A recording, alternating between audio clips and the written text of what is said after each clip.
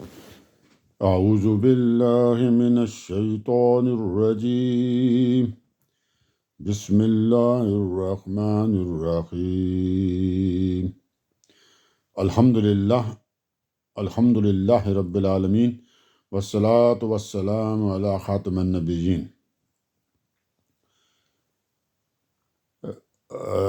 قسط number 302 part 302 قرآن پاک سورہ نمبر 24 24ویں سورہ النور کی آیات 11 سے لے کر 20 تک تھی، 11 to 20 تک کا آسان ترین اردو زبان میں ترجمہ، تفسیر، تشریح اور اس کے اوپر رننگ کمنٹری کریں گے جی۔ تو شروع کرتے ہیں جی۔ میں تھوڑا سا یہ والی قسط شروع کرنے سے پہلے ذرا گھبرا رہا ہوں کہ یہ بڑی کچھ سخت معاملہ پچھلی قسط کے آخر میں نے کچھ ذکر کیا تھا ہلکا سا، تو وہ آگے آ رہا ہے جی، اور بڑی جو اللہ تعالیٰ جلال میں یہاں پہ اب جو باتیں کریں گے جی وہ قرآن پاک میں، تو میں نے جب وہ پڑھی ہیں تو جی کافی اس کا مجھ پہ اثر ہوا ہے۔ تو اگر تھوڑا سا آپ سمجھیں کہ کوئی بات میں ربط صحیح نہیں ہے تو وہ میں ذرا گھبرا گیا تھا جی، بڑی سختی ہے یہاں پہ۔ تو بہرحال اس میں ایک چیز تو یہ ہے جی، جسے کہتا ہوں نا پیچھے سے شروع کرتا ہوں، تو یہاں پہ تو پیچھے سے ضرور ملانا پڑے گا، ورنہ تو آیت نمبر 11 سے شروع کرنا ہے ہم نے، لیکن اس کے لیے ضروری ہے کہ پچھلی آیت کے ساتھ ملانا پڑے گا، تو آیت نمبر 10 سے بھی شروع کرنا ہے۔ بہرحال وہ پچھلی قسط میں نے ذرا سی ڈسکس کر دی تھی، تھوڑا سا اشارہ آپ کو دیا تھا، لیکن آگے مجھے پتہ نہیں تھا کہ جب ڈیٹیل پڑھوں گا جب یہ قسط کرنے سے پہلے تو وہاں تو بڑا خطرناک معاملہ ہے جی۔ تو میں بہرحال آج کے اس طرح کرتے ہیں کہ پہلے 11 نمبر میں جو آج کا پڑھنا پڑھتا ہوں، پھر واپس میں 10 پہ جا کے پھر ساتھ ملا کے شروع کروں گا جی ایک ہی دفعہ۔ تو شروع کرتے ہیں جی۔ اللہ تعالیٰ فرماتے ہیں جی، یہ اب آیت نمبر 11 جو آج کا قسط کا جو شطران سے سٹارٹ ہے جی، تو وہ میں تلاوت کرتا ہوں اور پھر آگے دوبارہ 10 پہ آ کے پھر شروع کروں گا ترجمہ اور تفسیر۔ اللہ تعالیٰ فرماتے ہیں جی یہاں، بسم اللہ الرحمن الرحیم، آیت نمبر 11، ان الذین جاؤوا بالافک عصبۃ منکم لا تحسبوه شرا لکم بل هو خیر لکم لکل امرئ منہم ما اکتسب من الاثم والذی تولی کبرہ منہم لہ عذاب عظیم۔ ٹھیک ہے جی، آیت نمبر 11 کی تلاوت کر دی ہے، اس کا ترجمہ بھی کریں گے، اس کی تفسیر بھی کریں گے، اور پھر آگے اگلی آیتوں کا ترجمہ تفسیر کریں گے۔ لیکن اب میں سٹارٹ کرنے لگا ہوں واپس آیت نمبر 10 سے جی، جو پچھلی قسط کے آخر میں تھی، کیونکہ یہ اس کے ساتھ ملتی ہے۔ میں رکوع سے رکوع کر رہا ہوں، لیکن وہ یہ رکوع سے پہلے والی جو آیت ہے نا جی، جو ابھی 11 سے شروع ہو رہا ہے، لیکن 10 والی آیت کو میں دوبارہ پڑھتا ہوں جی، پچھلی آیت میں بھی کی تھی، تو کیونکہ وہ اس کا تعلق ڈائریکٹ جہاں سے آ رہا ہے۔ تو اللہ تعالیٰ وہاں فرماتے ہیں جی، آیت نمبر 10 جو ہے جی اسی سورہ کی، بسم اللہ الرحمن الرحیم، ولولا فضل اللہ علیکم ورحمتہ وان اللہ تواب حکیم۔ ٹھیک ہے جی، اب یہیں سے شروع کر دیتے ہیں ترجمہ اور پھر تفسیر۔ تو یہاں پہ اللہ تعالیٰ فرما رہے ہیں جی کہ ترجمہ اب دیکھیں اور پھر وہ آپ کو پتہ چل دے گا میں کیوں اس کو ملایا وہاں پہ۔ پیچھے جو تھے نا وہ جو الزامات والی تھی وہ بات ختم ہو چکی تھی آخری، تو اب اس سے اگلا جو یہ آیت تھی تو یہ پچھلی قسط میں آ گئی تھی، بہرحال ابھی دوبارہ کرتا ہوں۔ تو اللہ تعالیٰ فرماتے ہیں، ایمان والوں سے بات ہو رہی ہے، ٹھیک ہے جی، یہ آپ بات ذہن میں رکھیں، بہت ہی ٹیکنیکل قسم کا یہ وہ ہے معاملہ ہے جی، تو بڑی احتیاط کے ساتھ مجھے کرنا پڑے گا جی۔ تو اللہ تعالیٰ یہاں فرما رہے ہیں جی، اگر ترجمہ اب آیت نمبر 10 کا، ولولا، ٹھیک ہے جی، اگر تم پر اللہ کا فضل اور اس کی رحمت نہ ہوتی، اور یہ بات نہ ہوتی کہ اللہ بڑا توبہ قبول کرنے والا ہے اور صاحب حکمت ہے، تو جو رویہ تم نے اختیار کیا تھا ان احکام کے بجائے، کہ جو میں نے احکام تمہیں دیے ہوئے ہیں کہ اس طرح کرنا ہے، یہ پیچھے تینوں احکام بتائے تھے نا، زانی اور زانیہ کی سزا کے بارے میں، پہلا صورتحال کہ جب وہ پکڑے جائیں گے تو ثابت ہو جائے پھر کیا ہوگا، دوسرا تھا کہ اگر تہمت لگا دی جائے جناب، ٹھیک ہے جی، اور جس میں پھر یہ بھی تھا کہ جو لگا دی جائے، اور پھر تھا میاں بیوی اگر آپس میں تہمت لگا دیں، ایک جنرل تہمت تھی. تو یہ اس طرح کے احکامات جو 3 احکامات بیان ہوئے ہیں، تو یہ اس کی بات ہو رہی ہے. تو اللہ نے کہا جی کہ ان احکام کے بجائے اس پر اللہ کا عذاب نازل ہو جاتا. دوبارہ پڑھتا ہوں کہ بڑا ضروری ہے. اللہ تعالیٰ ایمان والوں سے کہہ رہے ہیں اگر تم پر اللہ کا فضل اور اس کی رحمت نہ ہوتی، کہ میں تم کے اوپر اپنا فضل اور رحمت نہ کر دیتا، تو کیا ہونا تھا جی؟ اور یہ بات نہ ہوتی کہ اللہ بڑا توبہ قبول کرنے والا ہے، کہ میں بہت زیادہ توبہ قبول کرنے والا ہوں اور صاحب حکمت ہے، اور صاحب حکمت ہوں جی. تو جو رویہ تم نے اختیار کیا ہے، یہ جو معاملہ ابھی آگے آئے گا اس کے بارے میں کہہ رہے ہیں اللہ. ابھی آنا ہے، میں نے پچھلی قسط میں بتایا تھا، وہ آگے آ رہا ہے. تو جو رویہ تم نے اختیار کیا تھا، یہ جو معاملہ میں ابھی ذکر کرنے لگا ہوں، اللہ تعالیٰ فرما رہے ہیں جس کے اندر آپ نے کیا کیا جی؟ اختیار کیا تھا ان احکام کے بجائے. یہ جو ابھی احکام میں نے پچھلی قسط میں آپ کو گنائے تھے نا، زانی اور زانیہ کی سزا کے بارے میں 3 صورتیں، ایک جرنل کسی پہ الزام لگتا ہے، ایک جو ہے اپنا تاکہ بھی وہ جو تہمت لگتی ہے، ایک زانی اور زانی پکڑے جاتے ہیں، زانی اور زانیہ پکڑے جاتے ہیں پہلے میں جب ثابت ہو جائے، دوسرے میں جب کسی پہ عام کوئی بندہ کسی پہ تہمت لگا دیتا ہے اس کا، اور تیسرا تھا کہ میاں بیوی ایک دوسرے پہ تہمت لگاتے ہیں. یہ تینوں.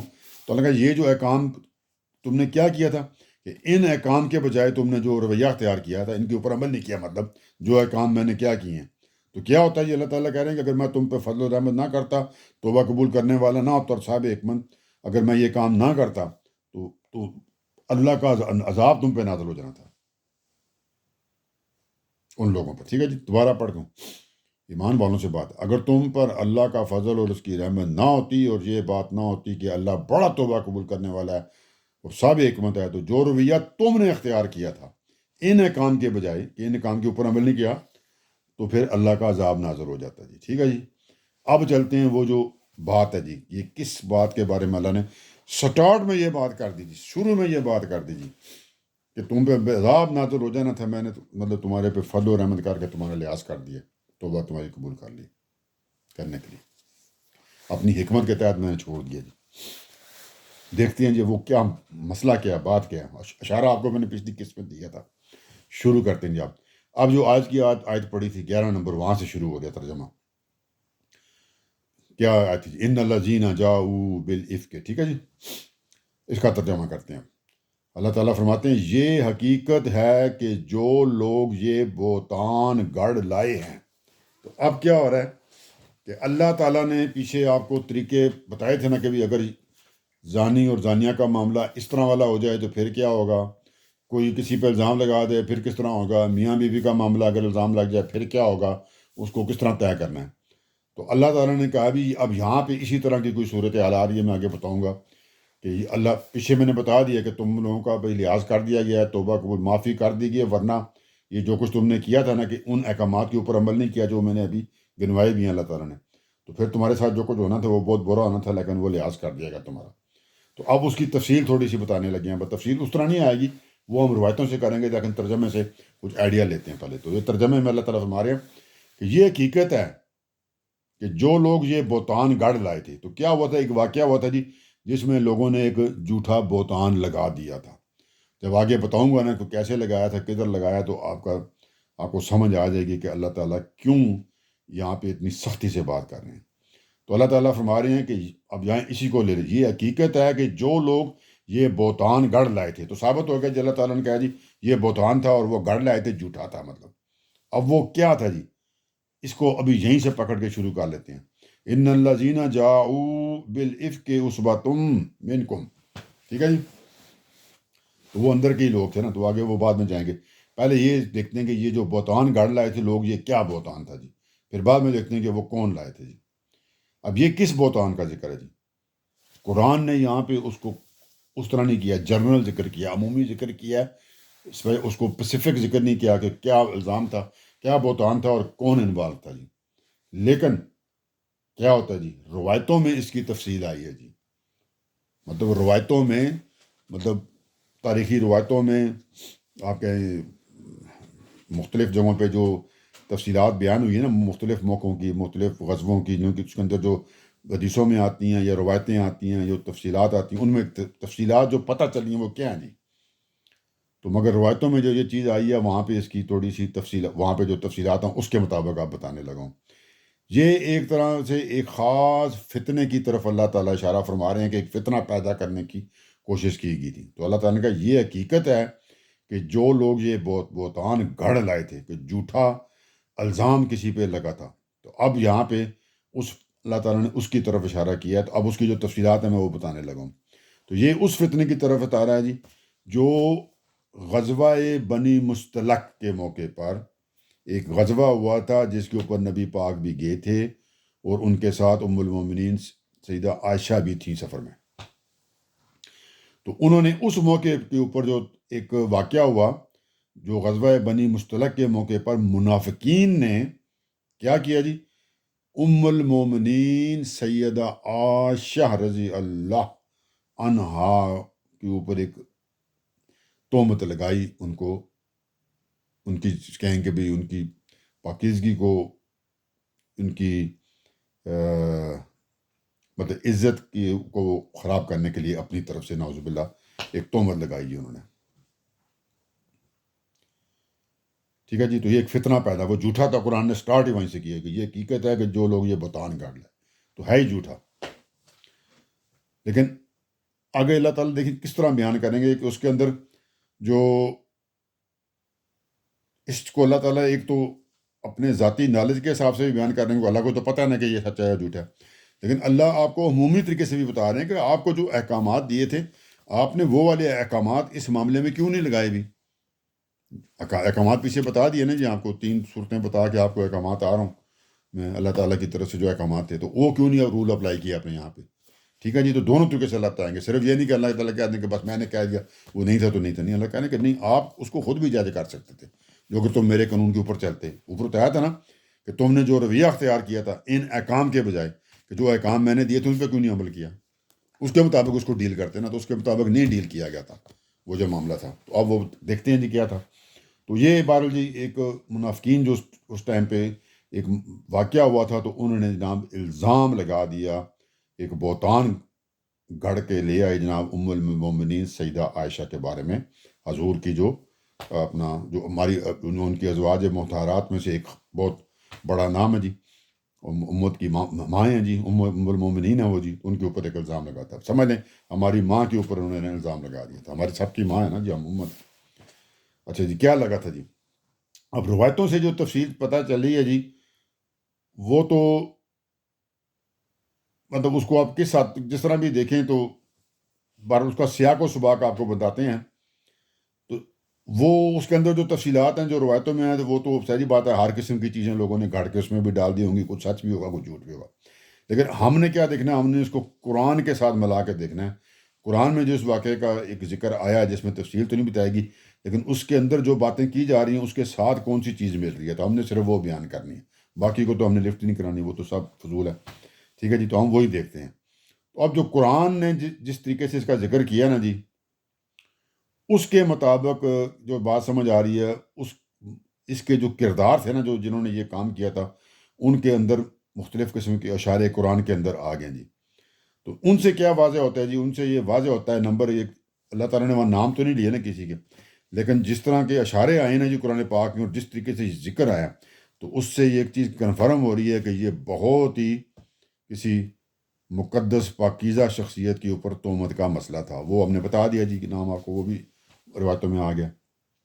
اچھا جی. اب تاریخ اور سیرت کی کتابوں میں سے جو اس واقعے کی نوعیت جو معلوم ہوئی ہے نا، جس کو ہم کسی حد تک چیک کر سکتے ہیں کہ یہ ٹھیک ہے، وہ صرف وہ یہ معلوم ہوتی ہے کہ جی نبی صلی اللہ علیہ وآلہ وسلم جو تھے وہ غزوہ بنی مستلق یہ 6 ہجری میں ہوتا، ہجرت کے 6 سال، ٹھیک ہے جی، سے مدینہ منورہ، اس ہجرے سے وہ جو تھوڑی غزوہ تھا اس سے واپس مدینہ منورہ واپس ہو رہے تھے جی، واپس جا رہے تھے مدینہ منورہ کی طرف. حضرت عائشہ جو تھیں، حضرت عائشہ صدیقہ، وہ بھی ایک الگ اونٹ پر ہم سفر تھیں، وہ بھی ساتھ تھیں لیکن علیحدہ اونٹ پہ تھیں، اور اس کے اوپر وہ ایک چیز سی بنی ہوتی ہے جس کو آپ ڈولی کہیں کچھ بھی کہیں، تو اس کے اندر وہ بیٹھی ہوئی تھی جو. اچھا، راستے میں اب جی جو فوج تھی جو لشکر تھا جی، اس کو رات کے لیے کہیں پڑاؤ کیا. ان زمانوں میں دن میں سفر ہوتا تھا، رات کو پڑاؤ کیا جی، رات کو وہ رکے. اچھا، اب فوج نے جب صبح رات کو رکے تو صبح اب فوج نے چلنا تھا. تو فوج کے کوچ کرنے سے پہلے ام المومنین ضرورت کی وجہ سے اپنے وہ جو باہر نکلی اپنے اونٹ کے اوپر، جو جس جگہ پہ وہ تھی نا اونٹ کی وہ جو اوپر جو چیز بنی تھی اس میں تھیں، جہاں بھی تھیں اس سے باہر نکلی وہ. تو ظاہری بات ہے اس وقت وہ جو ان کے جو اونٹ کا ساربان تھا وہ ان کو نہیں دیکھ سکا کہ وہ وہاں سے نکلی ہیں. ظاہری بات ہے وہ ضرورت کے تحت نکلی تو وہ اس طرح ہی نکلی ہوں گی، رات کا ٹائم تھا. وہ اس سے باہر نکلی اور وہ جو اونٹ کو جو پکڑ کے چلتا وہ یہ سمجھا ہوگا کہ اگر نکلی بھی تھی تو باہر بیٹھ گئی، یا اس نے دیکھا ہی نہیں. اچھا اب ہوا کہ جی وہ باہر نکلی اور اسی ٹائم پہ جناب فوج کے کوچ کرنے کا حکم آ گیا جی، کہ فوج اب چلنے لگی جی، لشکر اب دوبارہ چلنا شروع کر لیا رات کے پڑاؤ کے بعد. ٹھیک ہے جی، اب قافلہ روانہ ہو گیا، لشکر روانہ ہو گیا. اور ساتھ ہی میں ام المومنین کا جو ساربان تھا، جو اونٹ کی وہ کیا کہتے ہیں جو رین اس کو کیا ہوتا ہے جو ساتھ اس کے بدی ہوتی ہے منہ کے، وہ پکڑ کر چل رہا تھا. تو وہ یہی سمجھا کہ بھی جیسے وہ اس کے اندر اپنا بیٹھی ہوئی ہیں ابھی. ٹھیک ہے جی، ام المومنین تو وہ بھی اسی طرح وہ اونٹ کو پکڑ کے نا تو اس نے بھی چلنا شروع کر دیا، وہ بھی ساتھ چل پڑا کہ بھی ام المومنین اندر ہی ہیں جی اس کے. اچھا اب وہ چل پڑے جی.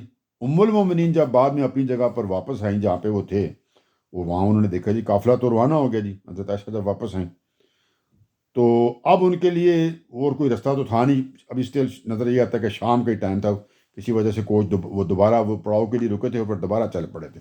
اب ارلی صبح کا ٹائم تھا، جو بھی تھا بہرحال وہ وہیں پہ رک گئی. اب کہاں جائیں بھی، تو اور کوئی تدبیر تو تھی نہیں، بھی اکیلی ہیں وہاں پہ وہ، تو وہ وہیں پہ رک گئیں جی، ٹھہر گئی جناب. تاکہ پھر اللہ تعالیٰ کوئی راہ پیدا کریں گے جی، تو جب پتہ چلے گا تو پھر لوگ آئیں گے واپس. تو اسی اسنا میں جناب کیا ہوا کہ حضرت صفوان ایک صحابی ہیں جی، حضرت صفوان، ان کا جو ڈیوٹی تھی وہ لشکر کے ساتھ یہ تھی کہ وہ قافلے کے پیچھے پیچھے چلتے تھے، تھوڑا فاصلے پہ رہتے تھے، تاکہ جب وہ قافلہ چڑھتا ہے تو بہت بڑی لشکر قافلہ ہے تو وہ چانس ہوتا ہے کہ چیزیں کوئی رہ جاتی ہیں جو، تو وہ ان کا جائزہ لے سکیں اور کوئی اس طرح کا چیز ہو تو اس کا بارے میں آ کے بتا سکیں یا اس کو اٹھا لیں جی، دیکھ لیں بھی کیا ہو رہا ہے. تو وہ تھوڑے فاصلے پہ ہوتے ہیں، سمجھ لیں آدھے دن کے یا پونے دن کے جس طرح بھی. اب جب وہ صبح کے ٹائم جب وہ اس جگہ پہ پہنچے، وہ پیچھے تھے نا کافی، وہ پیچھے پیچھے چلتے ہیں، قافلہ کافی آگے آگے چلتا ہے.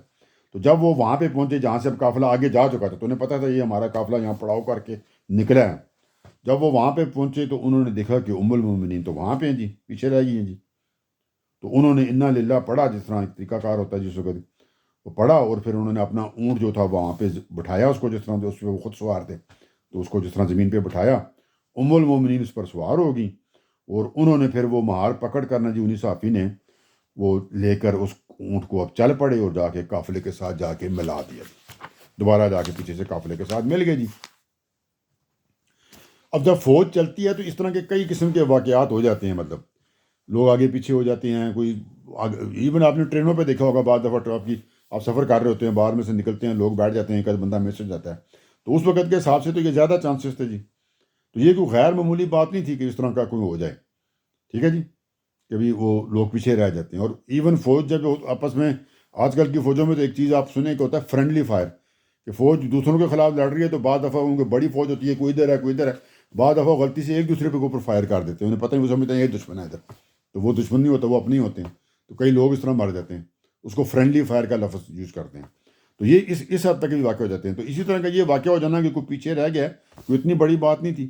لیکن ہوا کیا جی، ہوا یہ کہ جناب جب وہ پیچھے رہ گئی پھر بعد میں آ کے ملیں تو منافقین کو ایک موقع مل گیا جناب، کہ ایک ذرا سی ایک بات ہوئی ہے جو کہ ایک نارمل سی بات ہے، ایسے موقع پہ انہوں نے اس کا لمبی کہانی چھوڑ دی نا، فسانہ بنا کے چھوڑ دیا. تو اللہ تعالیٰ نے یہاں پہ کیا کیا جی، تو اللہ تعالیٰ نے ان اللہ زین جاؤ بالعفق، بالعفق کا مطلب ہوتا ہے کیا کہ اس کی تردید کر دی جناب. عفق کے معنی ہوتے ہیں کہ قطعی جھوٹ بات، کئی قطعی جھوٹا الزام. تو اللہ تعالیٰ نے کہا جی، جب یہ صورت ہم نے سٹارٹ کی ابھی جو سوری کا قسط، تو صورت نمبر 11 آیت نمبر 11 ان الذین جاؤ بالعفق، مطلب کہ یہ قطعی جھوٹ تھا، قطعی مطلب الزام تھا. اور پھر اللہ تعالیٰ نے اتنا اس کو پسند نہیں فرمایا اس واقعے کی، یہ بھی اللہ تعالیٰ نے پسند نہیں فرمایا کہ اس واقعے کی تفصیلات یا اس کے کرداروں کو بھی ذکر کر دیں کہ کن لوگوں نے یہ باتیں پھیلائی تھیں. ٹھیک ہے جی. اس کی وجوہات کیا ہیں جی؟ اگر اس کی وجہ یہ ہے جی کہ ایک تو جو یہ جب آیتیں اتری تو جن لوگوں کے لیے آئی تھیں ان کو تو 100% پتہ تھا کہ آئیں گی، واقعہ اس وقت ہوا تھا، تو اس وقت یہ آیتیں اتری تو وہ تو ہر طرح مکمل طور پہ واقف تھے جی کہ یہ کن کن کی بات ہو رہی ہے، ٹھیک ہے جی، کیونکہ یہ باتیں انہوں نے پھیلائی تھی نا، جو افسانے جنہوں نے پھیلائے تھے ان کو پتہ تھا کن کنہوں نے پھیلائے ہیں، لوگوں نے سنے تھے. تو اور جو بعد میں آنے والے ہیں جی اس کے لیے اللہ تعالیٰ نے اس لیے ضرورت نہیں سمجھی کہ تفصیلات بتائیں کہ کیا ضرورت ہے کہ یہ ایک بےہودہ جو الزام ہے اس کی تفصیلات کو کیا ضرورت ہے کہ اس کو آگے بیان کیا جائے. ٹھیک ہے جی.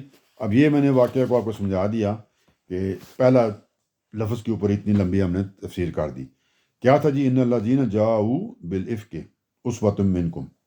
اللہ یہ حقیقت ہے، اللہ یہ ترجمہ آپ، یہ حقیقت ہے کہ جو لوگ یہ بہتان گڑھ لائے، تو اللہ تعالیٰ نے سٹارٹ ہی سے کیا کہ یہ جو جھوٹ گڑھ کے لائے ہیں، ٹھیک ہے جی، اس کی تفصیل بتا دی، کیا بہتان تھا، کیا معاملہ تھا، وہ میں نے سارا آپ کو بتا دیا. تو وہ کون ہے جی؟ آگے اللہ تعالیٰ نے فرمایا جو یہ بہتان گھڑ لائے ہیں وہ تمہارے ہی اندر کا ایک گروہ ہیں، آپ کے اندر ہی کا گروہ ہیں، یعنی اس قافلے میں ظاہری بات ہے شامل تھے نا ساتھ، تو جو نبی کے ساتھ جو لوگ اس لشکر میں شامل تھے انہی کے اندر سے ایک جو گروہ تھا.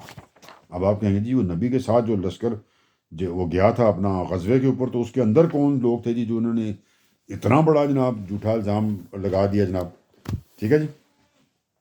وہ جو فسانہ گڑھا ہے وہ اس کا تو میں ذکر بھی مناسب نہیں سمجھتا، پر انہوں نے ان کے اوپر تہمت لگائی تھی. ٹھیک ہے جی، اتنا ذکر کر دیتا ہوں، باقی کچھ آپ کو پتہ بھی ہونا ہے، میں اس کی زیادہ تفصیل میں نہیں جاتا. اگر آگے قرآن میں آ گیا تو پھر میں کر دوں گا، جب قرآن میں نہیں آتا تو پھر میں اس میں زیادہ نہیں جاتا. تہمت لگائی تھی آسان طریقہ، پیچھے جو بتائی ہیں اسی طرح کی تہمت تھی. ٹھیک ہے جی. آگے جو تفسیر کروں گا تو اس میں آپ کو سمجھ بھی آ جائے گی کہ کیا تہمت ہے. ٹھیک ہے جی. تو وہی مجھے جو آئے گی تو وہی کروں گا، جب تک نہیں آتی میں اپنے سے بات نہیں کرتا.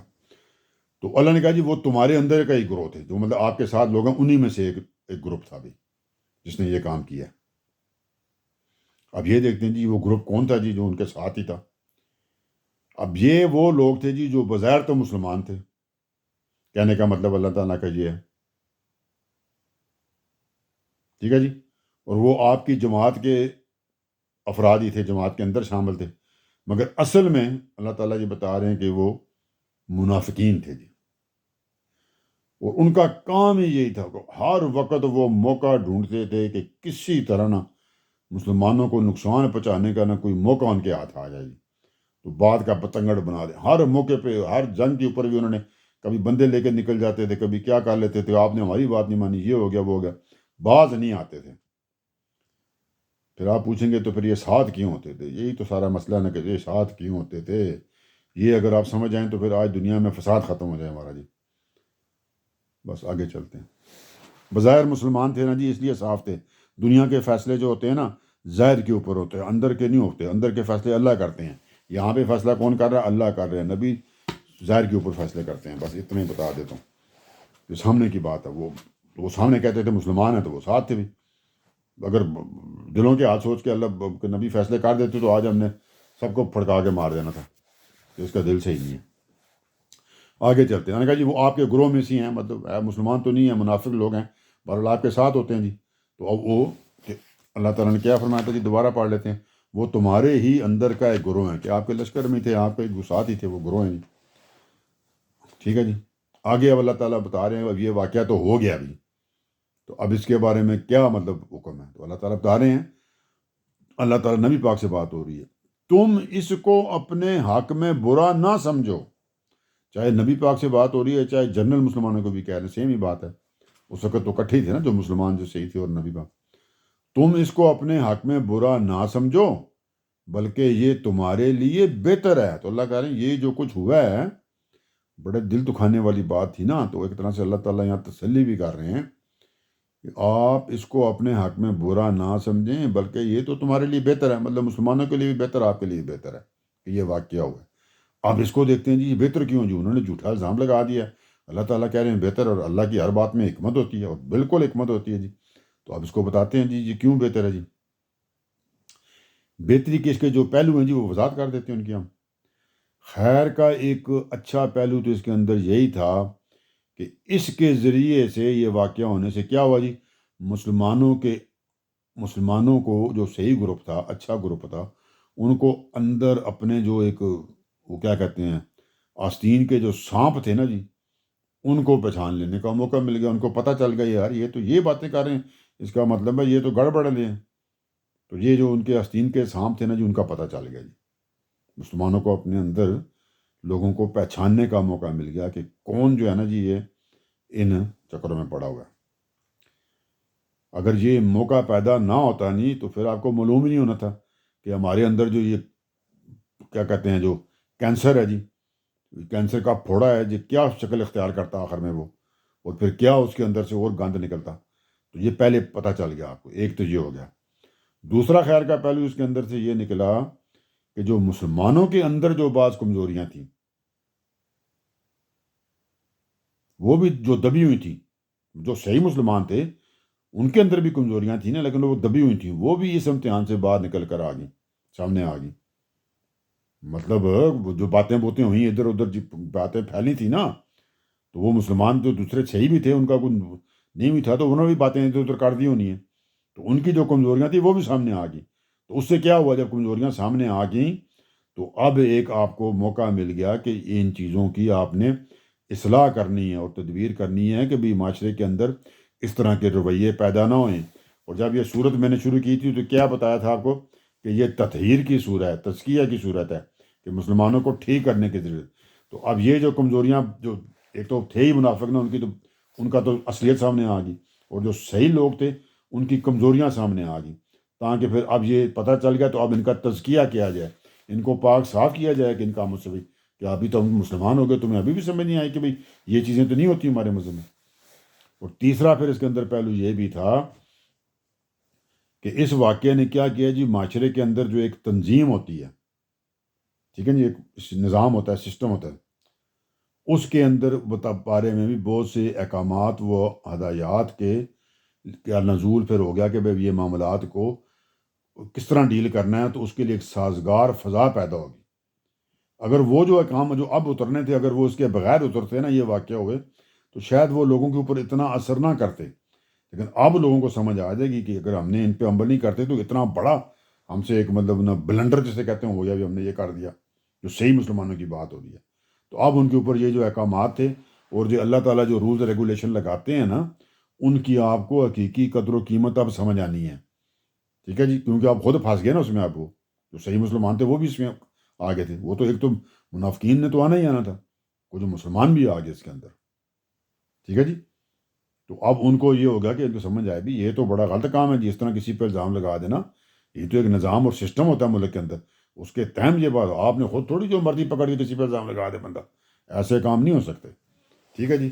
یہ بات بھی ہوگی جی اب، تو اللہ تعالیٰ نے کہا جی آپ اس کو اپنے حق میں برا نہ سمجھو، بلکہ یہ بہتر ہے کہ اب آپ کو موقع بھی مل گیا تو آپ نے ان کو بھی پہچان لیا اور جو جن سے غلطی ہوئی ان کو بھی پہچان لیا، ٹھیک ہے جی۔ اب آگے چلتے ہیں، اب یہاں سے اب تھوڑی وہ سختی جس کی وجہ سے میں جب یہ کرنے لگا کس تو میں بھی ڈر گیا تھا۔ اللہ تعالیٰ فرماتے ہیں اب یہ واقعہ تو ہو گیا تھا نا، اب اس واقعے کو کرنے والے ایک تو جو بڑے مجرم تھے، اور کچھ جو تھے وہ کیا کہتے ہیں ان سے مسٹیک ہو گئی تھی جی، چھوٹے لیول پہ غلطی ہوگی، سمجھ نہیں آئی، وہ تو ڈفرینٹ بات ہے، ان کو تو اللہ تعالیٰ توبہ قبول کر کے معاف کر دیں، لیکن جو دوسرے تھے تو وہ تو نہیں ہو سکتا، تو اللہ تعالیٰ نے بتا دیا اور اللہ تعالیٰ نے پھر انصاف کرنا ہے۔ اب یہ بات آتی ہے تو پہلے اللہ تعالیٰ نے کہا جی یہ تمہارے لیے بہتر ہی ہے، آپ کو پتہ چل گیا جی، اور آگے لے سنیں آپ، جس سے میں ڈر بھی گیا تھا۔ ترجمہ اب اس کا، ان میں سے اب یہ جو واقعہ ہوا اور ان میں سے جو لوگ اس میں انوالو تھے نا، تو جس جس کا جو کردار تھا اس کی بات ہے۔ ترجمہ، ان میں سے ہر ایک نے جو گناہ کمایا ہے وہ اس کے حساب میں پڑے گا، کہ جو جس نے جس لیول کا گناہ کیا وہ اس سے بچ تو نہیں سکتا نا، جھوٹی تہمت لگا دی ہے تو یہ تو نہیں ہو سکتا وہ نکلے، تو جس کا جتنا قصور ہوگا اس کے حساب سے وہ اس کے حساب میں چلا جائے گا، تو مطلب جو جائے گا تو پھر اس کا حساب کتاب ہوگا تو پھر سزا بھی ملے گی نا، مطلب کہنے کا مطلب اس میں سے چھوڑنا کسی کو نہیں ہے، اللہ تعالیٰ نے کہہ دیا بچے گا کوئی نہیں، جس جس لیول کا جس کا گناہ ہوگا اس کے مطابق اس کا سلوک ہوگا۔ تو اللہ تعالیٰ نے فرمایا ان میں سے ہر ایک نے جو گناہ کمایا ہے، جو گناہ بھی جس لیول کا کمایا وہ اس کے حساب میں پڑے گا۔ اور اگلی بات بڑی خطرناک ہے اس سے بھی، اور اگر بریکٹ میں ایک بات رکھیں، جو اس فتنے کا بانی تھا، بتاؤں گا، جو اس فتنے کا بانی تھا، جس نے یہ سٹارٹ کیا تھا یہ جھوٹا جو الزام، اور جس نے ان میں سے اس کا سب سے بڑا حصہ لیا ہے، اللہ تعالیٰ کا ڈائریکٹ الفاظ ہے، میں نے وہ بھی نکال دیا بیچ میں سے جو بریکٹ والی بات، اور جس نے ان میں سے، وہ جو لوگ تھے ان میں سے ہر ایک کو جو ملے گا تو گناہ کا، تو اللہ تعالیٰ نے فرمایا اور جس نے ان میں سے، یہ جو سارے بندے انوالو ہیں، چھوٹے بھی ہیں بڑے بھی ہیں نا، منافقین بھی ہیں، مسلمانوں سے بھی غلطی ہوئی ہے، تو اللہ کہا اور جس نے ان میں سے اس کا سب سے بڑا حصہ لیا ہے، جو بانی تھا جس نے سب سے بڑا اس میں اس کام میں مطلب اپنا وہ ڈالا حصہ، اور جس نے یہ سٹارٹ کیا یا جس نے یہ بکواس شروع کی تھی، تو اللہ تعالیٰ فرما رہے ہیں جس نے ان میں سے اس کا سب سے بڑا حصہ لیا ہے اس کے لیے تو عذاب عظیم ہے، منہم لہو، ان میں سے جو سب سے بڑا ہے، والذی تولی کبرہ، بڑا کبرہ، منہم ان میں سے جو بھی ہے، لہو مطلب ان کے اندر سے، عذاب عظیم، خالی عذاب بھی بہت بڑا ہوتا ہے، اللہ تعالیٰ کہہ رہے ہیں اس کے اوپر تو عذاب عظیم آئے گا مطلب۔ اچھا جی، اب جس نے ان میں سے اس کا سب سے بڑا حصہ لیا تھا، اس کے بارے میں کیا پتہ چلتا ہے وہ کون تھا جی؟ تو یہ روایتوں سے معلوم ہوتا ہے، آپ اس کو اچھی طرح جانتے ہیں، ہمیشہ وہ یہی فساد کرتا تھا۔ یہ اشارہ عبداللہ بن ابی کی طرف ہے جی، جو سب سے بڑا منافق تھا، آپ کو پتہ نا، جو اس سے پہلے بھی اسی طرح کے کئی فتنے وہ برپا کر چکا تھا جی۔ اب پھر آپ کا سوال آ جائے گا جی پہلے بھی فتنے برپا کر دو، ابھی اتنا بڑا فتنہ اس نے شروع کرایا تھا تو پھر یہ ساتھ کیسے تھا؟ وہ میں نے پہلے بتا دیا، وہ وجہ ساتھ ہونے کی۔ اس کو تو جب یہ مرا تھا تو تب بھی اس کا جنازہ بھی پڑھایا گیا تھا نبی پاک نے، وہی ہے جس سے ہم سمجھاتے ہیں کہ آپ فیصلے نہیں، اللہ غائب دنیا میں سامنے کے فیصلے ہونے ہیں، سامنے وہ مسلمان تھا نا، اللہ نے بتا دیا تو کنفرم ہو گیا جی، ٹھیک ہے، اب اس میں نہیں جا رہا، پھر بات لمبی ہو جاتی ہے، آپ کو پتہ ہے جن لوگوں کو پتہ ہے اس کا۔ تو یہ پتہ چلتا ہے جی جو منافق تھا عبداللہ بن ابی، یہ تھا جناب جس نے یہ سب سے بڑا لچھا، تو اس کے لیے تو عذاب عظیم ہے بار، ٹھیک ہے جی۔ آگے چلتے ہیں، اب لحاظ نہیں ہونا، ابھی لحاظ نہیں ہو رہا، بتا دیں کسی کو اللہ تعالیٰ کا کوئی نہیں، جتنے بندے شامل تھے نا سب کو حساب کتاب ہوگا، سٹارٹ ان میں سے ہر ایک نے جو گناہ کمایا وہ اس کے حساب میں پڑے گا، وہ تو لکھا جائے گا، بچ تو نہیں سکتے تم لوگ، مسلمانوں سمیت سمجھ لیں نہیں بچ سکتے، ان کو پھر ظاہری بات ہے توبہ کر لیں گے، اصلاح کر لیں گے تو اللہ معاف بھی کر سکتا ہے، نہیں تو جو جتنی سزا ملنی وہ تو ملے گی۔ اور پھر اللہ تعالیٰ نے کہا جس نے اس میں سب سے بڑا حصہ لیا، عبداللہ بن نبی کا ذکر آتا ہے، اس کے لیے تو عذاب عظیم ہے جی، لحاظ نہیں ہونا۔ آگے چلتے ہیں، تم لوگوں نے، اب یہ جنرل بات ہو رہی ہے، جتنے بھی تھے لشکر میں جب وہ بات سنی گئی، تم لوگوں نے جب یہ بات سنی تو مسلمان مردوں اور مسلمان عورتوں نے اپنے لوگوں کے حق میں نیک گمان کیوں نہ کیا اور کیوں نہ کہہ دیا کہ یہ ایک کھلا ہوا بہتان ہے۔ سختی دیکھیں آپ اس میں اللہ تعالیٰ کی طرف، اللہ کہہ رہے ہیں کہ جب تم لوگوں نے یہ بات سنی، مسلمانوں نے بھی سنی نا، مسلمان مردوں نے بھی سنی، مسلمان عورتوں نے سنی، تو اللہ تعالیٰ نے کہا جی کہ آپ کو تو حکم ہے نا کہ اپنے بھائی بہن کے بارے میں ہمیشہ نیک گمان کرنا ہے، تو آپ لوگوں نے حق اور نیک گمان کیوں نہیں کیا اپنے لوگوں کے حق میں؟ اب نام آ رہا ہے ام المومنین کا، تو آپ نے نیک گمان کیوں نہیں کیا کہ بھئی یہ ہی غلط ہے، جھوٹ ہے؟ مطلب کیوں باتیں آپ نے پھیلانی شروع کر دی، آگے ادھر کرنی شروع کر دی؟ آپ اسی وقت نیک گمان کرتے کہ یہ ہو ہی نہیں سکتا، بات ختم، کیوں نہ کیا اور کیوں نہ کہہ دیا، اور ساتھ پھر یہ کیوں نہ کہا کہ یہ تو کھلا ہوا جھوٹ ہے، بہتان ہے، مطلب ہم اس کو آگے کسی سے بات نہیں کرتے۔ یہ اللہ تعالیٰ اس حق کی بات کر رہے ہیں جو ہر مسلمان مرد اور عورت کا حق ہے، اور ہر شخص پر لازم ہے کہ وہ ان کے اس حق کا احترام کرے۔ کیا حق جی؟ کہ جب تک دلیل سے تھرو کورٹ پروسیس شریعت کے مطابق، اسلامی قانون کے مطابق ثابت نہ ہو جائے تو آپ نے حسن ظن نہیں رکھنا ہے کہ بھئی یہ کام اس نے نہیں کیا، بھی میں نہیں مانتا، وہ آپ کے حسن ظن کا جو ہے نا جی وہ حقدار ہے کہ آپ نے کہنا کہ جی بالکل ہم نہیں مانتے۔ جب 100% ثابت ہو جائے گا شرعی طور پہ، شرعی عدالت میں، تو بات ختم ہو جائے گی، پھر اس وقت آپ نے یہی کہنا ہے کہ نہیں، جب تک نہیں ہوتا بھئی میرے مطابق یہ معصوم ہے، معصوم۔ چاہے عورت ہے یا مرد ہے. تو نے کہا تم لوگوں نے یہ کیوں نہیں کیا, تم نے کیوں شک میں پڑے؟ یہ مسلمان مردوں اور عورتوں کو اللہ تعالیٰ فرما رہے ہیں یہاں پہ. اب آگے دیکھیں, یہ وہی احکامات کا اللہ تعالیٰ ذکر کرنے لگے آگے جو پیچھے بتائے تھے, کہ پیچھے بتایا تھا تم نے کیوں نہیں عمل کیا تھا, وہی باتیں بتا رہے ہیں. اب یہ الزام لگانے والے تھے نا, لوگوں نے الزام لگایا تھا, تو اس کے بارے میں کیا حکم ہے اللہ تعالیٰ کا؟ آپ کو پتہ ہے نا کیا حکم ہے, پھر گواہ لے کے آنے پڑتے ہیں نا.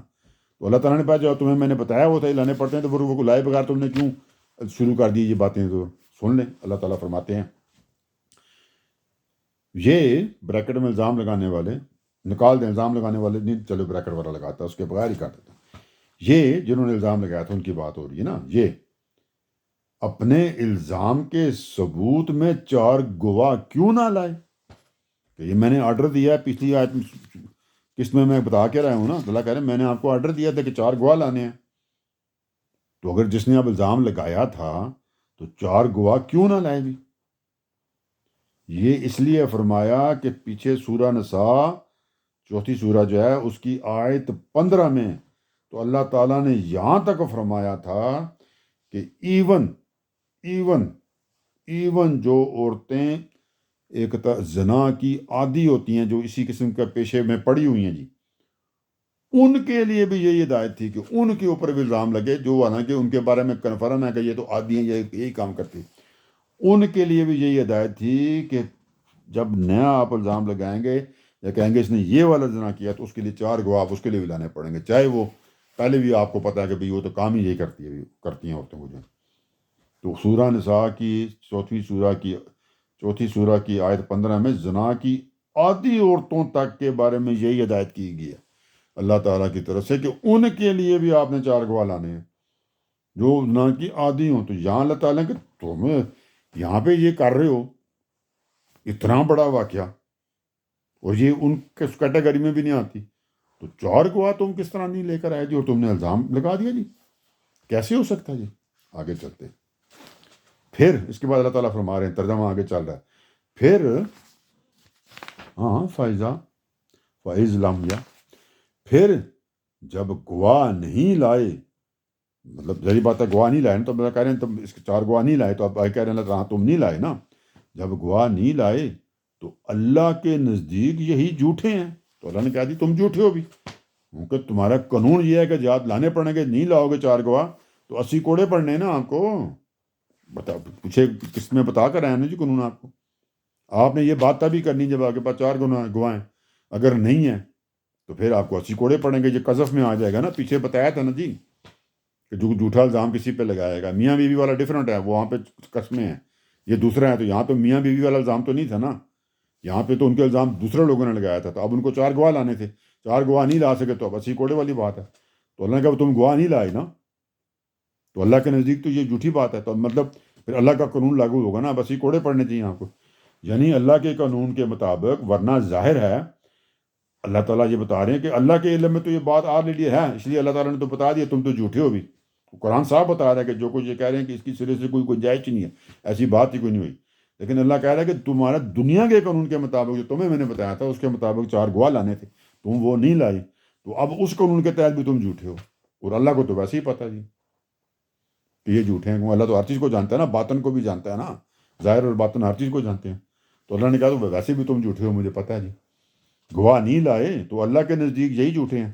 میں اس کے 2 معنی کرتا ہوں کہ تم جو دنیا کے لیے قانون بتایا تم اس کے مطابق بھی جھوٹے ہو, اور میرے قانون کے مطابق جو تم وہی جھوٹے, مجھے پتہ ہے کہ یہ واقعہ نہیں ہوگا. بھی آگے چلتے ہیں, آگے اب اور سختی ہے, مسلمانوں کی طرف بات ہو رہی ہے. اب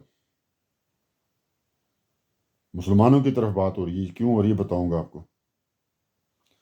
تم مطلب مسلمان, ذہن میں رکھنا, تم مسلمانوں پر دنیا اور آخرت میں اللہ کا فضل اور اس کی رحمت نہ ہوتی. کہ بھئی تم مسلمان ہو اور تمہارے اوپر میں نے دنیا اور آخرت دونوں میں فضل کرنا ہے اور اس کا رحمت کروں گا تمہارے اوپر, تو پھر کیا ہوتا جی؟ اگر اس کی رحمت نہ ہوتی تو جس راستے پر تم چل نکلے تھے, مطلب یہ جو کام تم نے ابھی کیا ہے, یہ بڑے نہیں تھے اس میں جو الزام لگانے والوں میں, جو وہ تو منافقین تھے نا, انہوں نے آگے باتیں کی تھیں کچھ لوگوں نے.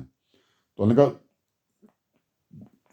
کہ تو مسلمانوں پر دنیا اور آخرت میں اللہ کا فضل اور اس کی رحمت نہ ہوتی تو جس راستے پر تم چل نکلے تھے اس میں تم پر کوئی بڑا عذاب آ جاتا کہ میں تم پہ بہت بڑا عذاب بھیج سکتا تھا اگر میں وہ نہ کرتا تمہارے اوپر جو میں کر رہا ہوں، فضل اور رحمت جو میں نے تمہارے اوپر کرنی ہے، تم مسلمان لوگ ہو، تو بہت بڑا عذاب آ جانا تھا اگر میں وہ نہ کرتا تو۔ آگے اللہ تعالیٰ فرماتے ہیں ذرا خیال کرو، تو اللہ تعالیٰ فرما رہے ہیں ابھی نہیں مسلمانوں کے ساتھ، ذرا خیال کرو جب تم اس کو اپنی زبانوں سے نقل در نقل کر رہے تھے۔ اللہ نے تعالیٰ فرما رہے ہیں ذرا ایک بات کو سوچو تو صحیح کہ تم کو ذرا خیال نہیں آیا جب تم لوگوں نے یہ جو بات ہوئی تھی، جو جھوٹا الزام تھا، اس کو نا وہ سب کو بتائے پھر رہے تھے، تم اس کو اپنی زبانوں سے نقل در نقل کر رہے تھے، ادھر بتا رہے تھے ادھر بتا رہے تھے، دیکھو یہ ہوگا یہ ہو گیا، ادھر بتا رہے تھے، یعنی پتہ تو تمہیں ہے نہیں ہے تو کہ اصل بات کیا ہے، تو بس اس کو جناب نقل در نقل کیے جا رہے ہو، آگے بتائی جا رہے ہو جی، بغیر کسی ثبوت کے، بغیر کسی بات کے۔ تو اس سے ثابت ہوا جی کہ اس طرح بات سنی سنائی باتیں آگے پہنچانا کتنی بڑی ایک قسم کی سنگین قسم کا مسئلہ پیدا کر سکتے ہیں۔ تو اللہ تعالیٰ نے کہا ذرا خیال کرو جب تم اس کو اپنی زبانوں سے نقل در نقل کر رہے تھے، آگے سے آگے پہنچائی جا رہے تھے، مگر اس طرح ہو گیا، اس تو یہ ہوا یار، تم پتہ یہ ہوا ہے، تو بس استغفار، اور جو واقعہ میں نے آپ کو بتایا ہماری ماں کا واقعہ جی، وہ بہت سختی ہے، بہت سختی ہے۔ ذرا خیال کرو جب تم اس کو اپنی زبانوں سے نقل در نقل کر رہے تھے، اور آگے ترجمہ، اور اپنے منہ سے وہ بات کہہ رہے تھے جس کا تمہیں کوئی علم نہ تھا، وہ بھی تم کو پتہ ہی نہیں ہے، تمہارے پاس کوئی ثبوت ہی نہیں ہے، کوئی پروف ہی نہیں ہے، کوئی شہادت ہی نہیں ہے، کوئی گواہ نہیں ہے، اور بات پہ بات کو تم پھیلائی جا رہے ہو جی آگے۔ اللہ تعالیٰ فرما رہے ہیں اور اپنے منہ سے وہ بات کہہ رہے تھے جس کا تمہیں کوئی علم نہ تھا۔ اگلی بات سنیں، استغفر اللہ استغفر اللہ، جس کا تمہیں کوئی علم نہ تھا تم اس کو معمولی بات سمجھ رہے تھے۔ تو اللہ تعالیٰ فرما رہے ہیں تم اس کو معمولی بات سمجھ رہے تھے، وہ تمہارے خیال میں یہ کوئی بات ہی نہیں، ابھی اتنا بڑی تہمت اور الزام ازواج نبی کے اوپر، ام المومنین کے اوپر، اور تم جناب زبانوں سے جناب آگے پہ آگے پہنچائی جا رہے ہو، اور تمہیں اس کا کوئی علم بھی نہیں ہے جناب کہ یہ بات ہے بھی ہے کہ نہیں ہے جی، اور تم سمجھتے ہو کہ یہ کوئی چھوٹی سی بات ہے، مطلب تم اس کو کوئی معمولی بات سمجھ رہے ہو، یہ ترجمہ میں پڑھ رہا ہوں، تم اس کو معمولی بات سمجھ رہے تھے۔ آگے اللہ تعالیٰ فرماتے ہیں حالانکہ اللہ کے نزدیک وہ بہت بڑی بات تھی۔ اللہ نے کہا جی وہ میرے نزدیک تو وہ بہت بڑی بات تھی، تم اس کو چھوٹی بات کہہ کے ادھر ادھر فرمایا وَهُوَ عِندَ اللَّهِ عظیم، میرے لیے تو وہ بہت بڑی بات تھی۔ اللہ تعالیٰ نے کہا حالانکہ اللہ کے نزدیک وہ بہت بڑی بات تھی، بہت بڑی بات تھی۔ آگے ترجمہ، تم نے اس کو سنتے ہی کیوں نہ کہہ دیا، کہ جو ہی تمہیں کسی نے یہ بات کہی تو تم نے اس کو سنتے ہی کیوں نہ کہہ دیا ہم کو زیبا نہیں، تمہارے لیے یہ مناسب ہی نہیں کہ ہم ایسی بات زبان پر لائیں جی، مطلب ہم تو اس کو زبان پہ بھی نہیں لائیں گے، اور تم آگے سے آگے بیان زبانوں سے کرنے شروع ہو گئے، اپنے منہ سے وہ بات کہہ رہے تھے۔ کہا جی تم نے اس کو سنتے ہی کیوں نہ کہہ دیا ہم کو زیبا نہیں کہ ہم ایسی بات زبان پہ لائیں، کہ میں ہم تو آپ کو تمہیں تو کہنا تھا یہ بات ہم زبان پہ لانے پہ تیار نہیں ہیں۔ معاذ اللہ، یہ تو بہت بڑا بہتان ہے کہ ہم تو باز ہے اس چیز سے کہ اتنا بڑا بہتان اور ہم اس کو اپنی زبان پر لائیں گے۔ سختی دیکھی آپ نے اللہ تعالیٰ کی طرف سے جی، آپ سوچیں، میں تو اس کو پڑھ کے گھبرا گیا تھا، میں کہ میں بیان کس طرح کروں گا، لیکن اب کرنا پڑتا ہے، یہاں پہ بتانا ہوتا ہے آپ کو۔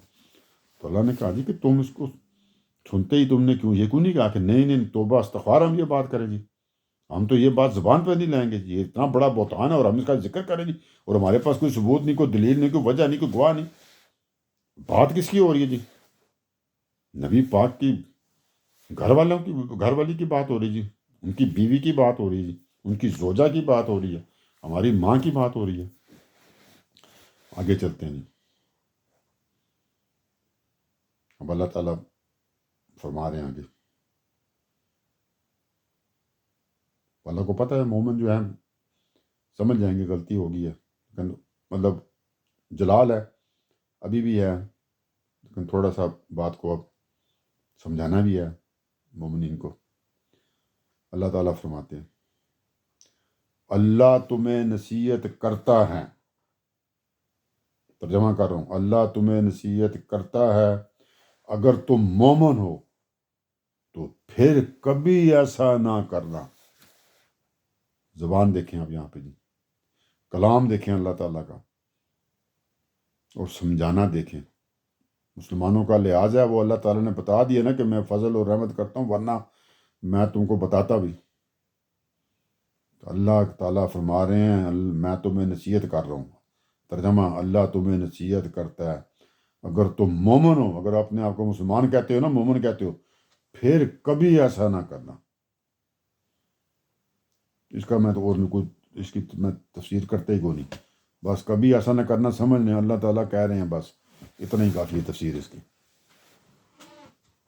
اس کے بعد اللہ تعالیٰ فرماتے ہیں اللہ تمہارے لیے اپنی آیتیں کھول کھول کر بیان کرتا ہے، اور اللہ علیم و حکیم ہے، کہ بھئی اسی لیے تمہیں میں نے کھول کھول کے سارا طریقہ کار بتایا تھا نا، کہ اس طرح کی صورت حال ہو تو وہ کیا نظام ہے، سسٹم ہے، تو تم نے بھول دیا جناب، جیسے شروع میں اللہ تعالیٰ نے کہا تھا، تو تم نے اس کے اوپر کیوں نہیں چلے بھی جو طریقہ کار میں نے بتایا تھا اس طرح کے معاملے میں۔ میرے احکامات پہ چلتے تو اب یہاں پھنستے نا، تو یہ تو تمہیں بانی بچت ہوگی اس دفعہ، آگے تو بچت نہیں ہوگی۔ اللہ تمہیں نصیحت کرتا ہے اگر تم مومن ہو پھر کبھی ایسا نہیں کرنا، مطلب یہاں پہ یہ وارننگ آخری آ گئی ہے کہ اب اگر ایسی بات ہوئی تو وہ پھر وہ ضروری نہیں کہ پھر وہ اللہ تعالیٰ کو اس کو لحاظ کریں آپ کا، کیوں کہ اللہ تعالیٰ نے آپ کے لیے آیتیں کھول کھول کر بیان کر دی ہیں نا، ابھی دوبارہ بھی کر دی ہیں۔ اللہ تمہارے لیے اپنی آیتیں کھول کھول کر بیان کرتا ہے، اور اللہ علیم و حکیم ہے، مطلب علیم و حکیم ہے اس لیے کہ وہی بہتر سمجھا ہے، وہی بہتر سمجھتا ہے کیا کہ تمہاری اس غلطی پر تمہیں کیا بتائے اور کیا سکھائے، کہ میں تمہیں ابھی یہ بتا رہا ہوں، یہ سکھا رہا ہوں کہ باز آؤ، ایسا نہیں کرنا تم اگر مومن ہو تو مجھے پتہ ہے کہ میں نے تمہیں کیا سکھانا ہے اور کیا بتانا ہے، اسی لیے میں اپنی آیتیں تمہیں کھول کھول کر بیان کرتا ہوں۔ آگے چلتے ہیں جی، تھوڑی سی ڈفرینٹ بیچ میں آئے گی، پر پھر آگے دوبارہ یہی شروع ہو جائے گی۔ ترجمہ اس میں شبہ نہیں کہ جو لوگ یہ چاہتے ہیں کہ مسلمانوں میں بدکاری کا چرچا ہو، یعنی عورتیں اور مرد سب وہی کچھ کریں جس کی یہ تہمتیں گڑھ رہے ہیں، یہ جو کہہ رہے ہیں نا کہ یہ ہو گیا وہ ہو گیا، تو اللہ تعالیٰ نے کہا یہ جو بندے ہیں نا یہ بڑے غلط بندے ہیں، کیونکہ یہ چاہتے ہیں کہ لوگ یہی کام کرنے شروع کر دیں۔ تو اللہ تعالیٰ فرمانے اس میں شبہ نہیں کہ جو لوگ یہ چاہتے ہیں، جن کا یہ ہے کہ وہ چاہتے یہ ہیں کہ کیا کریں جی، مسلمانوں میں بدکاری کا چرچا ہو، کہ مسلمان یہی کام شروع کر دیں۔ ٹھیک ہے جی، وہ کیوں چاہتے ہیں کہ یہ ہو؟ اسی لیے نا کہ جو اخلاقی برتری مسلمانوں کو حاصل ہے کہ بھئی وہ ایسے کام نہیں کرتے، تو وہ ان کی جلدی سے جلدی وہ ختم کر دیں جی۔ تو اللہ تعالیٰ نے کہا جی کہ اس میں شبہ نہیں کہ جو لوگ یہ چاہتے ہیں کہ مسلمانوں میں بدکاری کا چرچا ہو، یعنی مسلمان انہی غلط کاموں میں پڑ جائیں جن کا بھی ذکر ہو رہا تھا، تو اللہ تعالیٰ نے فرمایا ان کے لیے دنیا میں بھی دردناک سزا ہے اور آخرت میں بھی۔ تو اللہ نے کہا جی ایسے لوگ یہ جو چاہتے ہیں نا کہ اس طرح کا کام ہو، تو اللہ تعالیٰ نے کہا دنیا میں جو سزا ان کو اس لیے ملے گی، دنیا میں اس لیے کہ وہ اس جرم کا ارتکاب اللہ اور رسول کی براہ راست حکومت میں کر رہے تھے، کیونکہ اللہ کی حکومت رسول کے تھرو یہاں پہ قائم تھی نا۔ پہلے بنی اسرائیل میں تو اللہ ڈائریکٹ کرتے تھے، تو یہاں پہ اللہ اور اس کے رسول کے تحت تھی، مطلب سمجھے نا۔ اور قرآن کی روح سے یہ غلط چیز ہے جناب، تو جس کی سزائیں اللہ تعالیٰ نے سورہ مائدہ 5 کی آیت 33-34 میں بیان بھی کر دی ہیں جی۔ تو اللہ تعالیٰ نے کہا جی تو ان کو دنیا میں بھی دردناک ہے اور آخرت میں، مطلب دونوں جگہ ان کو سزا ملے گی جو چاہتے ہیں کہ بھی مسلمان ان کاموں میں پڑ جائیں۔ اگلی بات سنیں پھر بگو پتہ چلے کہ دماغ روشن ہو۔ تو یہ اس طرح کے لوگ ہیں جو یہ چاہتے ہیں، ان کے بارے میں اللہ تعالیٰ بتاتے ہیں۔ ترجمہ ان سب لوگوں کو اللہ جانتا ہے، مگر تم نہیں جانتے۔ اللہ نے کہا جی مجھے ایگزیکٹ پتہ ہے کہ یہ کون لوگ ہیں، یہ جو چاہتے ہیں کہ بدکاری اور گند جو چاہتے ہیں جی کہ مسلمانوں کے معاشرے میں ہو، میں ان کو اچھی طرح جانتا ہوں۔ اللہ تعالیٰ نے کہا مکمل جانتا ہوں، 100% جانتا ہوں، مگر تم نہیں جانتے، آپ کو نہیں پتہ ہے، لوگوں کو نہیں پتہ، مسلمانوں کو نہیں پتہ ہے۔ ابھی وہ جلال ختم نہیں ہوا، اگلی بات سے پھر وہی آ رہا ہے۔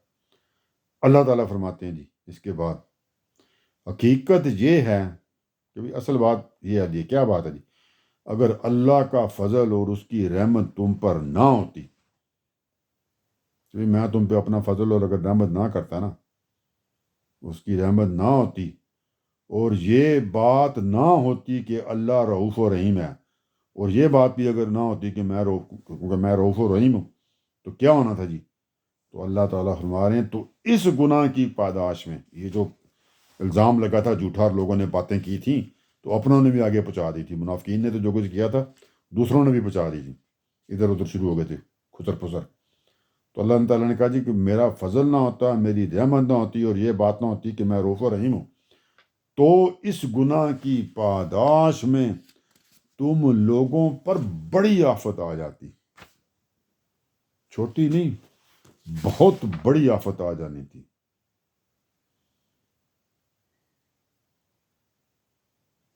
ٹھیک ہے جی، تو اس گناہ کی پاداش میں تم لوگوں پر بڑی آفت آ جاتی، یعنی اللہ تعالیٰ اپنی گرفت کرتے، اور توبہ و اصلاح کی جو مہلت اس وقت تمہیں دی جا رہی ہے وہ نہ دی جاتی، اور اس کے بجائے کیا ہوتا؟ اس کا عذاب تم پر نازل ہو جاتا۔ تو اللہ کہہ رہے ہیں میں نے ایسا نہیں کیا، تمہیں میں چانس دے رہا ہوں، توبہ بھی کرو اور اصلاح بھی کرو۔ ٹھیک ہے جی، یہاں پہ آ کے جناب ہماری یہ قسط ختم ہو گئی ہے جی۔ ابھی یہ تھوڑا سا معاملہ اور بھی آگے آئے گا جی، تھوڑا سا ایک حد تک تھوڑی سی تفصیلات اس کی تھوڑی سی اگلی قسط میں بھی میں کروں گا جی۔ ٹھیک ہے جی، تو پھر اس کے بعد پھر یہ جرنل معاملہ شروع ہو جائے گا، تو یہ جو حضرت عائشہ والا تھوڑا سا آگے دوبارہ بھی بیان کیا جائے گا۔ ٹھیک ہے جی، تو پھر یہ نارمل ہو، اور پھر تو دوسرا معاملہ شروع ہو جائے گا، تو یہ سختی بہت ہے، تو اس لیے میں کہنے لگا تھا پھر وہ نارمل جو معاملات ہیں شروع ہو جائیں گے دوبارہ، تو یہ بہت سختی والے معاملات ہیں، تو اس لیے میں کر رہا ہوں۔ تو میں تو یہ والی جو قسط تھی اس کو کافی گھبرا گیا تھا، ٹھیک ہے جی، کرتے ہوئے، تو یہ بڑے خطرناک کام ہے جی، یہ جو اس وقت ہوا تھا، اس کی تفصیلات تو بہت زیادہ ہیں، لیکن نہ وہ میرا وہ موضوع ہے ڈائریکٹ کہ بھی پورا صرف اسی واقعے کے اوپر بات کروں۔ جب قرآن نے اس کو ایک لمیٹڈ طریقے سے بیان کیا تو ہم اتنا ہی، جتنا ضرورت تھی اتنا بیان کر دیا بات کو سمجھانے کے لیے، اور اگلی قسط میں بھی تھوڑا سا آئے گا تو وہ اس میں تھوڑا سا وہاں بھی کر دیں گے۔ پوری بات آپ کو سمجھ آ گئی ہے، تو بات وہی ہے جی کہ دوسروں کے بارے میں بات کرنے سے پہلے سوچ لیا کریں جی۔ ٹھیک ہے جی، اور یہاں پہ تو اللہ کے رسول کی اور اس کے گھر کی اور اس کی عزت کی بات تھی، تو بندے کو تو خوف سے ہی ختم ہو جانا چاہیے یہاں پہ۔ تو انشاءاللہ تعالیٰ جی اگلی قسط تک کے لیے اللہ حافظ۔